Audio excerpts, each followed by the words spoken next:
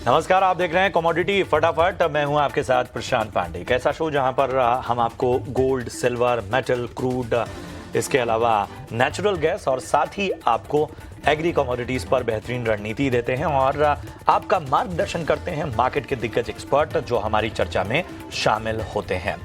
आपको बता दें कि इस शो में आप अपने सवाल भी पूछ सकते हैं। तरीका बेहद आसान है, करना कुछ नहीं है। ये जो नंबर आपके स्क्रीन पर फ्लैश हो रहा है 9136934065, नंबर एक बार फिर नोट कीजिए 9136934065। इस नंबर पर आपको सिर्फ और सिर्फ व्हाट्सएप करना है।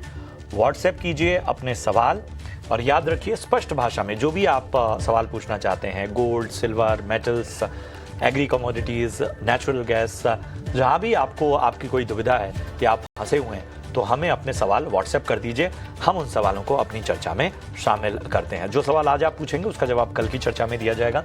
जिन सवालों को आपने पहले से पूछ रखा है उनके जवाब आज की चर्चा में दिए जाएंगे।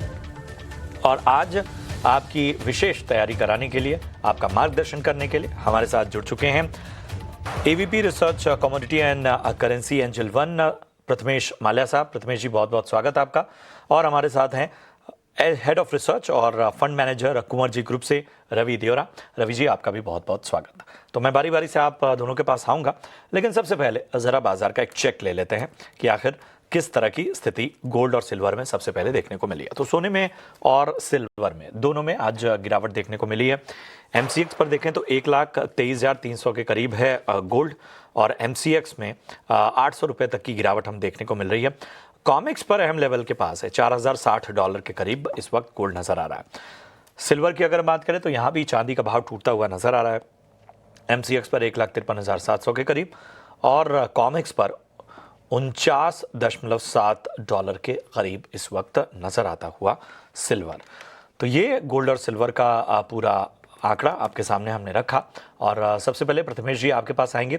गोल्ड और सिल्वर में जिस तरह का प्रेशर बन रहा है, इसे किस तरह से देख रहे हैं, कौन कौन से फैक्टर्स इसमें आपको लग रहा है कि नजर आ रहे हैं, और इसके साथ ही आगे का नजरिया भी दीजिए। Good evening. मेरे ख्याल से पुश और पुल फैक्टर्स यहाँ पे दोनों भी दिखाई दे रहे हैं और इंटरेस्ट रेट्स का जो पॉसिबिलिटी है हालांकि 70% के आसपास दिखाई दे रहा है। फिलहाल के लिए मेरे ख्याल से यहाँ से नए फैक्टर्स जब तक नहीं उभरेंगे तब तक यहाँ पे गोल्ड और सिल्वर एक कंसोलिडेशन जोन में दिखेगा आपको।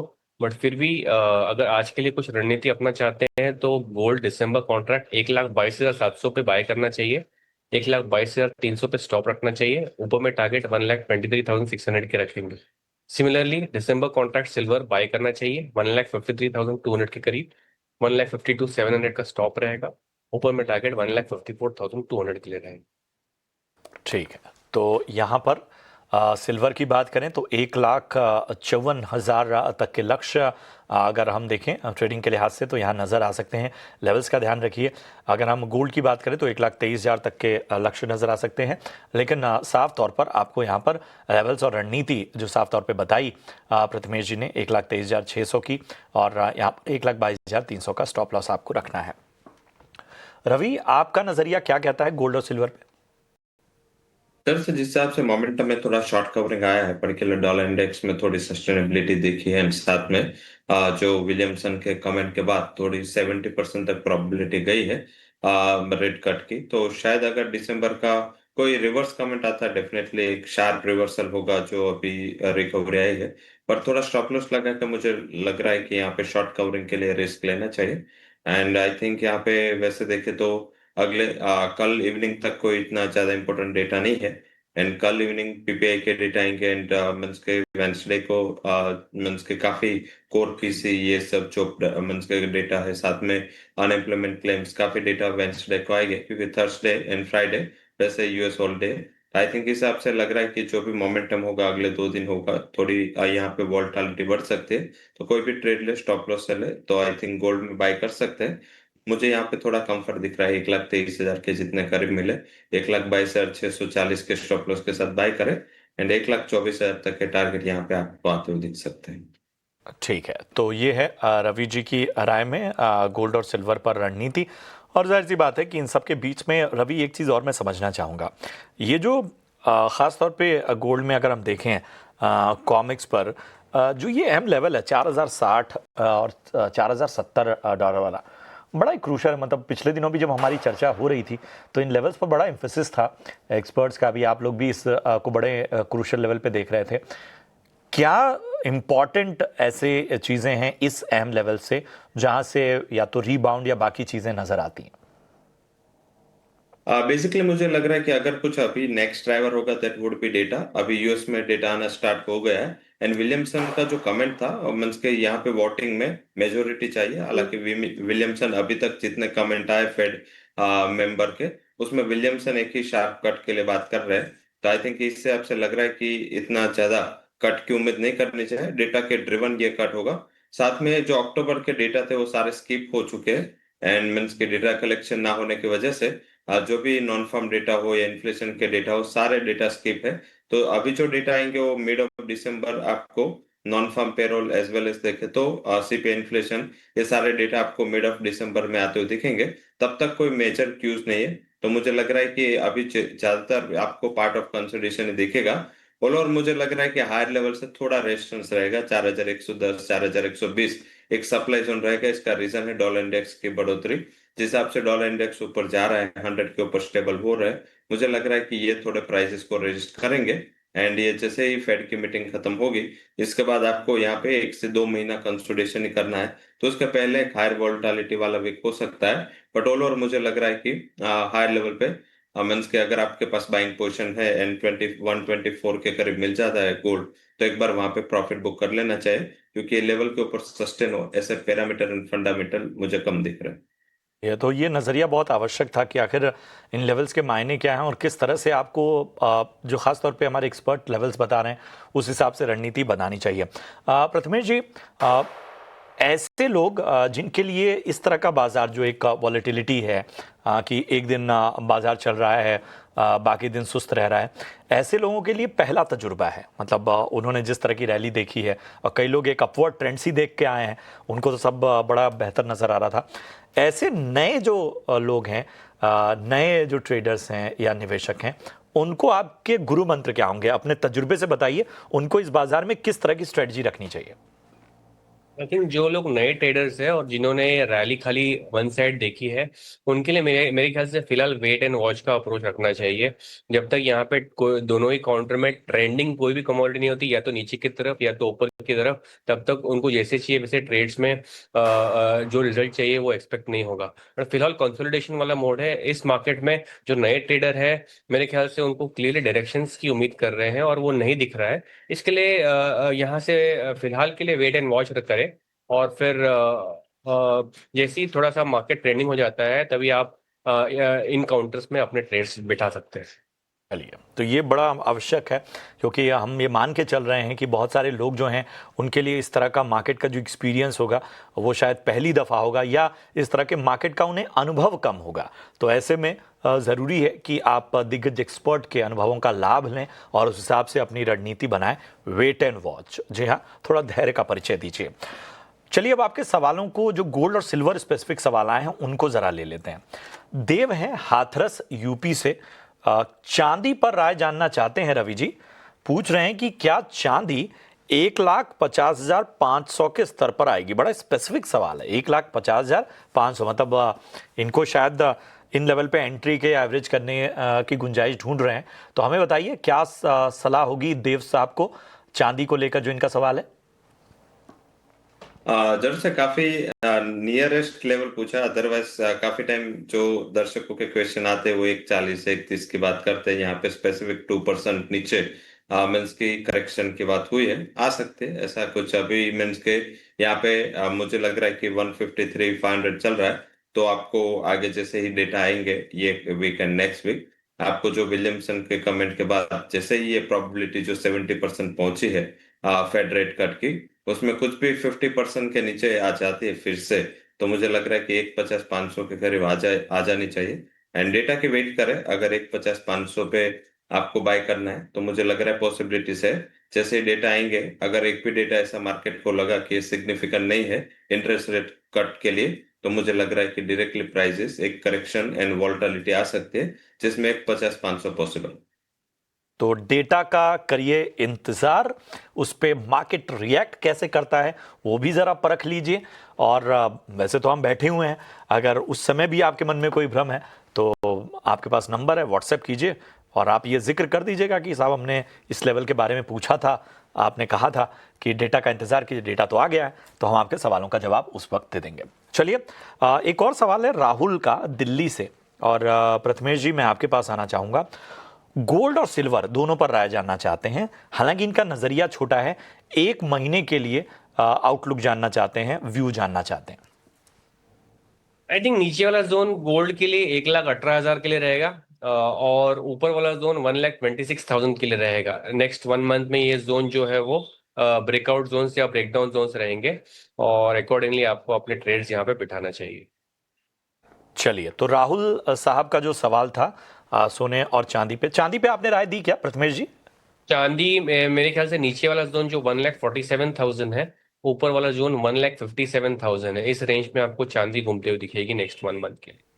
ठीक है, तो याद रखिए चांदी में जो है वो जो रेंज है, खासतौर पे एक महीने का जो नज़रिया है उसमें 1,47,000 से 1,57,000 ये वाला रेंज बहुत इंपॉर्टेंट है। सोने में 1,18,000 से 1,26,000 वाली जो रेंज है वो बहुत इंपॉर्टेंट है एक महीने के हिसाब से, और इम्पॉर्टेंट है, बहुत से डेवलपमेंट हो रहे हैं, उस हिसाब से आपको रणनीति आगे बनानी है। अरविंद जैन है राजस्थान से, इनका सवाल अब लेते हैं। चांदी में एकदम करंट नज़रिया चाहते हैं, बताइए कि क्या ये दौर, ये वक्त खरीदारी का है या बिकवाली का? अब इन्होंने लेवल्स तो बताया नहीं है कि किस भाव पे इन्होंने खरीदारी की है, लेकिन चांदी में खरीदारी और सेलिंग दोनों पर राय जानना चाहते हैं। रवि बताइए क्या सलाह होगी? जब से ज्यादातर क्वेश्चन ट्रेंडिंग में गोल्ड एंड सिल्वर पे आते हैं, मैं हमेशा कहता हूँ कि पर्टिकुलर आप गोल्ड एंड सिल्वर दो ही कमोडिटी एमसीएक्स में लिस्टेड नहीं है। काफी टाइम ऐसा होता है कि हम सिर्फ ट्रेडर ही होते हैं, ना तो हमारा बिजनेस सोने चांदी का होता है, बट हमें सोने चांदी में ही ट्रेड करना है। जहाँ पे 8 कमोडिटी लिक्विड है नॉन एग्री बास्केट में, कहाँ भी अच्छी अपॉर्चुनिटी और सेफ्टी मिले वहां पे ट्रेड करें। वोलेटिलिटी वाले कमोडिटीज में आप एंटर हो रहे हैं और वो भी टाइम अनसर्टेन हो, तब थोड़ी मीन्स कि यहाँ पे वोलेटिलिटी बढ़ेंगी तो आपके स्टॉप लॉस जल्दी से ट्रिगर हो गए। तो मेरे एडवाइस है कि जो भी दर्शक देख रहे हैं, अगर आपका सिर्फ नजरिया मीन्स कि आपका बिजनेस ना हो सोने चांदी, तो उतना लगाव ना रखें। थोड़ी वोलेटिलिटी अगले 10 दिन बढ़ने वाली है, तो थोड़ा जितना बने तो कॉपर है या मेटल्स है, क्रूड, नेचुरल गैस, वहां पे ट्रेंडिंग कमोडिटीज है, वहां पे फोकस करें। बट फिर भी अगर आपको चांदी में ही ट्रेड लेना है, मेरे हिसाब से इंट्राडे पर्सपेक्टिव से बाय ऑन डिप्स का स्ट्रेटेजी रखें। 153, 150 टू 700 के बीच में बाय करें। 1,52,300 के स्टॉप लॉस के साथ 1,54,500, 1,55,000 तक के टारगेट आ सकते हैं, वहां पे एक बार मुनाफा वसूली कर ले। चलिए, तो गोल्ड और सिल्वर पे जो भी आपने सवाल पूछे थे उन सारे सवालों के जवाब हमने दे दिए हैं। तमाम दर्शकों के और भी सवाल थे, लेकिन वो इसी तरह के सवाल थे कि खरीदारी करें बेचें, उन सारे कॉमन सवालों के भी जवाब जो हैं वो इस पूरे में कवर हुए। अब मेटल्स पे ज़रा फोकस करते हैं। बेस मेटल्स का क्या है हाल, ज़रा आपको बताते हैं। तो आप कॉपर देखिए, 1,000 रुपये के करीब इस वक्त कॉपर का भाव चल रहा है। सीमित दायरे में एल्यूमिनियम का भी भाव है। जिंक के भाव में 1% से ज़्यादा की गिरावट है और लेड में ½ % का करेक्शन देखने को मिल रहा है। तो चलिए बात करते हैं बेस मेटल्स की। और प्रथमेश जी बताइए, बेस मेटल्स में आपकी रणनीति क्या होगी? बेस मेटल से मुझे लगता है कि कॉपर में एक बार के लिए नीचे का रुख जो है दिख सकता है। 1,010 के आसपास कॉपर का दिसंबर कॉन्ट्रैक्ट बेचना चाहिए। 1,014 का स्टॉप रहेगा, नीचे में टारगेट 1,000 के लिए रहेगी। तो प्रथमेश जी की राय में कॉपर का दिसंबर कॉन्ट्रैक्ट आपको सेल करना है। याद रखिए, एक बार फिर दोहरा देता हूं, कॉपर का दिसंबर कॉन्ट्रैक्ट सेल करना है एट 1010। स्टॉप लॉस 1,014 का, टारगेट 1,000 का यहां पर रखा गया है। रवि आप बताइए, बेस मेटल्स में क्या पसंद आ रहा है आपको? कॉपर की ऑलरेडी राय दे दी है, तो मैं जिंक को कवर करूंगा। यहाँ पे थोड़ा वीकनेस है, चाइना टेबल फंडामेंटल वाली मेटल्स दोनों यहाँ पे थोड़ी प्रेशर में है, तो आई थिंक मुझे लग रहा है जिंक बेच के चलना चाहिए। 304 के जितने करीब मिले, 299 का टारगेट होगा, 306 का स्टॉप लॉस लगाए। बट ये जो भी मंस के मेटल्स है, इसमें मुझे ब्राइट स्पॉट एल्यूमिनियम दिख रहा है। क्यों ब्राइट स्पॉट है? एक तो लगातार चाइना की अभी जो सप्लाई है वो कट होगी, एंड आगे 1 से 2 महीने टिल फेब्रुआरी चाइना की जो सप्लाई है वहां पे एल्यूमिनियम की कट होती रहेगी, क्योंकि विंटर चालू हो चुका है वहां पे। एंड इस हिसाब से पॉल्यूशन के हिसाब से वहां पे प्रोडक्शन कट के काफी न्यूज आते रहते हैं। वहीं जितनी भी एल्यूमिनियम कंपनी की ग्लोबली अर्निंग आई है क्वार्टर की, सबके जो प्रोडक्शन है वो कम हुए, और काफी जो रॉ मटेरियल जो एल्यूमिनियम उसके प्राइसेस है वो काफी कंपनी ने बढ़ाए। तो मुझे लग रहा है कि यहाँ पे एक ब्राइट स्पॉट है, 269 के टारगेट के लिए बाई करें। 263 का स्टॉप लॉस लगा है और 265 के करीब बाई करना है। तो मुझे लग रहा है कि यहाँ पे बैलेंस ट्रेड लेना चाहिए, जिंक में बिकवाली करें एंड 2 से 3 ट्रेडिंग सेशन का आउटलुक रख के एल्यूमिनियम में बाय करके व्यापार कर सकते हैं। तो एल्यूमिनियम में खरीदारी की और जिंक में बिकवाली की राय। जिंक में आपको सेल के जो लेवल्स हैं वो बता दें, 304 के स्तर पे टारगेट 299 का, स्टॉप लॉस 306 का। एल्यूमिनियम में खरीदारी करनी है, वहां भी लेवल्स आपको दोहरा देते हैं। यहां पर आपको 265 के स्तर पे लेनी है, खरीदारी करनी है, और टारगेट 269 के, स्टॉप लॉस 263 का यहां पर लगाना है। चलिए, ये थी रवि जी की राय में बेस मेटल्स में जिंक और एल्यूमिनियम पर राय। यहां हमें एक छोटे से ब्रेक के लिए रुकना होगा। ब्रेक के उस पार हम चर्चा करेंगे क्रूड की, एग्री कमोडिटीज की, आपके सवालों को भी शामिल करेंगे। बने रहिए हमारे साथ।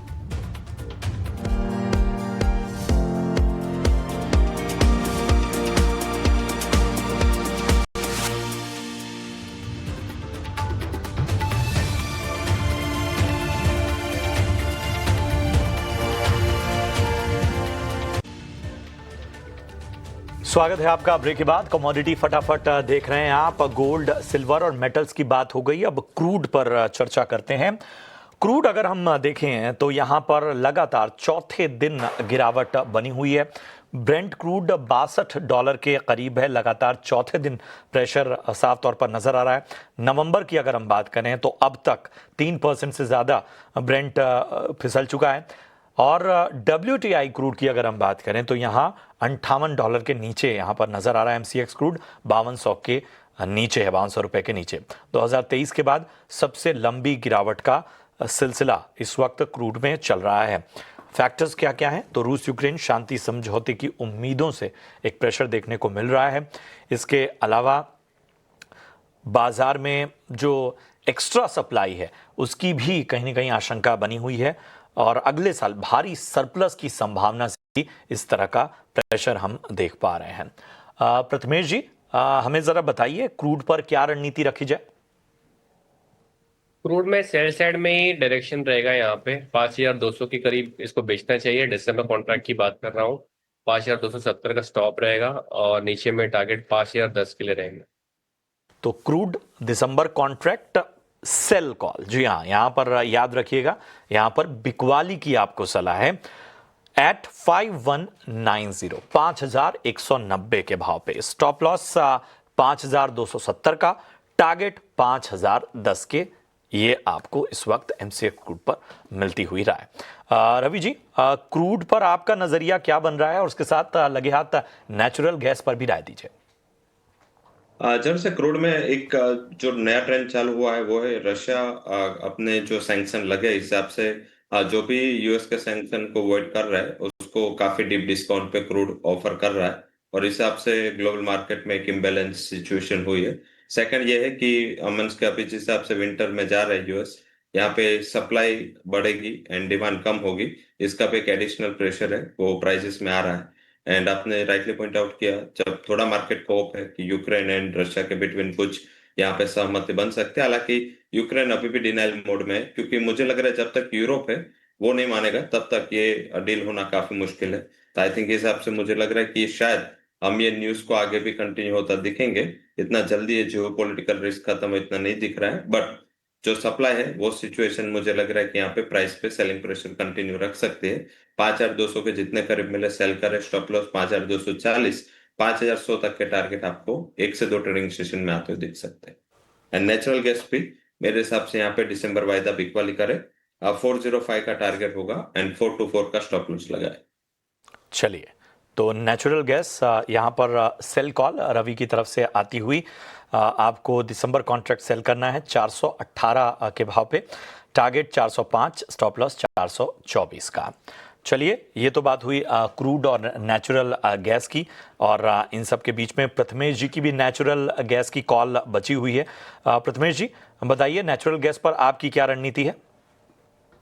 नेचुरल गैस मेरे ख्याल से दिसंबर कॉन्ट्रैक्ट का ऑप्शंस में रणनीति बता रहा हूँ। दिसंबर कॉन्ट्रैक्ट 410 की स्ट्राइक की बाय कॉल खरीदनी चाहिए।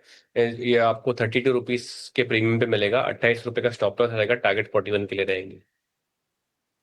तो MCX मतलब ऑप्शन की कॉल प्रथमेश जी ने बताई है, वो याद रखिए। ये प्लेट हटा के ऑप्शन वाली प्लेट लाइए। दिसंबर की जो आपको 410 के प्रीमियम पर मिल रही है नेचुरल गैस की कॉल, वो लेनी है।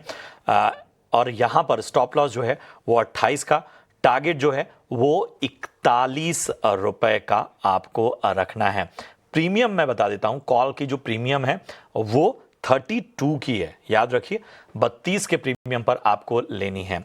इसके अलावा अगर हम नेचुरल गैस पर उनकी बाकी रणनीति की बात करें तो यहाँ पर आपको दिसंबर कॉन्ट्रैक्ट जो है खरीदारी करनी है, और स्टॉप लॉस 398 का, टारगेट 422 तक के नज़र आ सकते हैं।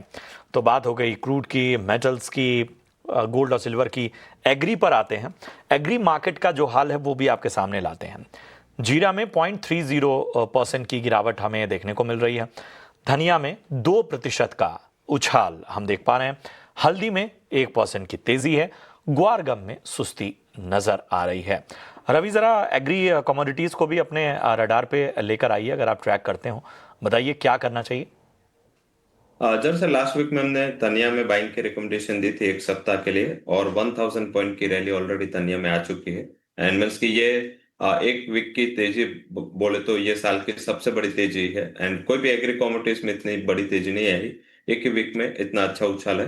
मुझे लग रहा है कि यहाँ पे शॉर्ट पोजीशन फंसी होगी, एंड अभी भी ये शॉर्ट कवरिंग आगे जारी रहेगा। और जीरा में भी सोइंग काफी डिले हो रही है। आई थिंक अभी मॉइस्चर कम हुआ है, तो अभी अगर सोइंग कर रहे हैं तो अराइवल अप्रैल में आएगी। तो ये एक सिनारियो है जहां पे मुझे लग रहा है कि दोनों कमोडिटीज में फोकस होना चाहिए। जीरा बाय करें, 21,600 के करीब चल रहा है, 21,500 के करीब बाय करें। 21,280 का स्टॉप लॉस एंड टारगेट 21,900 तक आते हुए दिख सकते हैं। वहीं धनिया में 9,300 के करीब बाय करें, स्टॉप लॉस 9210 का होना चाहिए, और 9500 तक के टारगेट यहाँ पे भी आते हुए दिख सकते हैं। तो स्पाइसिस पैक पे मुझे लग रहा है कि धनिया एज वेल एज जीरा पे फोकस करना चाहिए। एक बार फिर से लेवल बता देंगे? पार्डन? जी जी, जीरे का लेवल एक बार फिर से जरा बता दें। हाँ, जीरे में 21,500 के करीब बाय करना है, 21,280 के स्टॉप लॉस के साथ, एंड टारगेट 21,920 का होगा। ठीक है, तो 21,920 के लक्ष्य के लिए जीरे में 21,500 के लेवल का इंतजार कीजिए, वहां पर खरीदारी की सलाह। 21,280 जो है वो यहां पर स्टॉप लॉस आपको मेंटेन करना है। धनिया में 9500 तक के लक्ष्य के लिए खरीदारी करके चलने की आपको सलाह यहां पर मिलती हुई। चलिए, इन सब के बीच में कुछ एग्री के सवाल भी हैं, तो लगे हाथ उनके जवाब भी रवि दे दीजिए। दिनेश है महाराष्ट्र से। कपास खली में क्या करना चाहिए, खरीदारी करें या बिकवाली करना चाहिए, ये सवाल है इनका। मुझे लग रहा है कि यहाँ पे अभी थोड़े रिस्क रिवॉर्ड, क्योंकि आज ऑलरेडी तेजी आ चुके हैं, कॉटन कॉम्प्लेक्स में इतनी ज्यादा ट्रैक्शन नहीं है। तो मुझे लग रहा है कि हायर लेवल पे थोड़ा बिक वाली का ही रुख रखना चाहिए। अगर आपके पास ऑलरेडी स्टॉक है तो हायर लेवल पे आप बिक वाली कर ले। लेवल स्पेसिफिक 2,930 के करीब आज क्लोज हुआ था। 2,940 से 50 के बिटवीन अच्छा सप्लाई जोन है, वहां पे शॉर्ट करें। मीन्स अगर आपके फिजिकल बाइंग है तो उसके सामने वायदा बेच दे, तो भी आपका एज हो जाएगा। जब तक 2,970 के ऊपर क्लोज नहीं होता, तेजी ज्यादा नहीं दिख रहे, तो वो स्टॉप लॉस लगाए 2,970, एंड डाउन साइड 2,860 तक के लेवल आपको आते हुए दिख सकते हैं। तो शॉर्ट साइड की ही रणनीति। 2,970 का जो लेवल है बहुत इंपॉर्टेंट है, उसको ध्यान में रखना है, और यहाँ पर 2,060 तक के लेवल देखने को मिल सकते हैं। चलिए, एक सवाल और आया हुआ है रवि, अगर आप जवाब दे पाएं। मक्का में दिसंबर में क्या रेट रहने का अनुमान है? विजय मीणा हमारे एक दर्शक हैं, मध्य प्रदेश से पूछ रहे हैं। ये लिस्टेड कॉमोडिटी नहीं है, तो हिसाब से एनसीडीएक्स में कॉमोडिटी अवेलेबल नहीं है, तो मैं ट्रैक नहीं करता हूँ। तो ये तमाम सवालों के जवाब, कोशिश की हम ज़्यादा से ज़्यादा आपके सवालों को शामिल करें। शुक्रिया करेंगे रवि आपका, आप पूरे दर्शकों का मार्गदर्शन करने के लिए। Prathamesh sir, thank you so much, amazing insights, और तमाम जो पहलू हैं उनको बहुत ही बेहतर तरीके से आपने रखा, उसका बहुत बहुत धन्यवाद। उम्मीद करते हैं कि आपके तमाम शंकाओं का समाधान हुआ हो। कमोडिटी फटाफट से जो भी आप पूछना चाहते हैं, नंबर हम लगातार फ्लैश कर ही रहे थे, आप पूछ सकते हैं, व्हाट्सएप कर सकते हैं, हम उन सवालों के जवाब कर देंगे। फिलहाल हमें दीजिए इजाजत, नमस्कार।